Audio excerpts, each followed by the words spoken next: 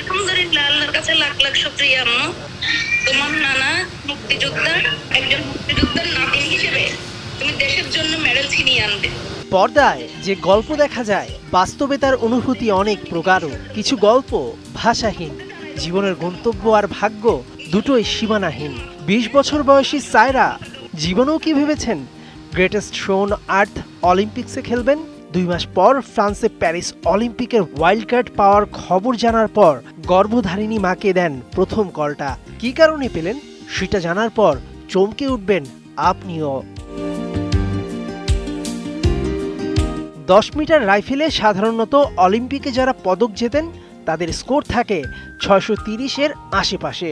আর চট্টগ্রামের মেয়ে সায়রা এই বয়সেই হরহামেশায় 630-এর উপরে মেরে হইচই ফেলে দিয়েছেন। অর্থাৎ এই পারফরমেন্স ধরে রাখতে পারলে সায়রা হচ্ছেন বাংলাদেশের প্রথম Olympic medallist.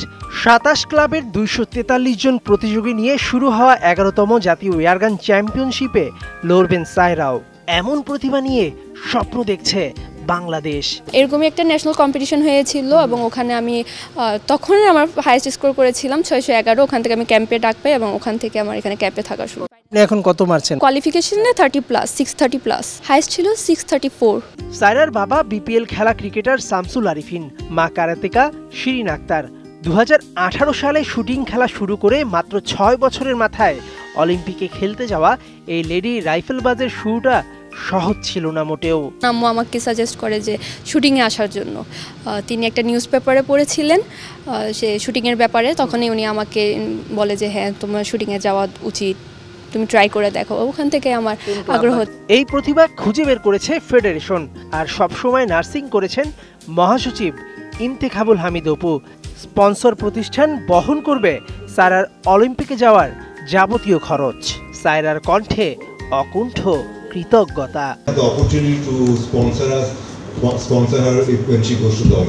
He is the best best, so উনি অনেক সাপোর্ট করেন আমাদের দিয়ে, এমন এটা আমাদের জন্য অবশ্যই পজিটিভ থিং। জুলাইয়ে প্যারিসে বসছে অলিম্পিক আসর, হাতে সময় নেই মোটেও। কিন্তু কি কারণে ফেডারেশনের মহাসচিবের মাথায় চিন্তার ভাঁজ? গভর্নমেন্টের থেকে সাপোর্ট পাইনি, না ডাক্তার, না ডায়েটিশিয়ান, না অর্থনৈতিকভাবে কোনো কিছু বলে আমরা সাপোর্ট পাইনি। এটা বলে সম্পূর্ণ আমাদের শুটিং ফেডারেশনের তৈরি। সরকার বলে আমাকে সারা বছরে 15 লাখ টাকা দেয়।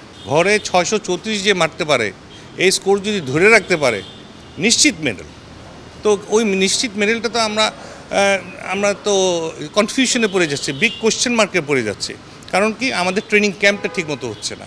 সায়রারা জন্ম নেয় অমিত প্রতিভা নিয়ে, তারপর নানা কারণে হারিয়ে যায় শুটার আসিফের মতো। সব বাধা ডিঙিয়ে সায়রা কি হাঁটবে বিশ্বজয়ের পথে? মেহেদী নাইম, 71। নগদে 500 টাকা বা তার বেশি পেমেন্টে পেতে পারেন ঢাকায় জমিসহ 20 কোটি টাকার পুরস্কার।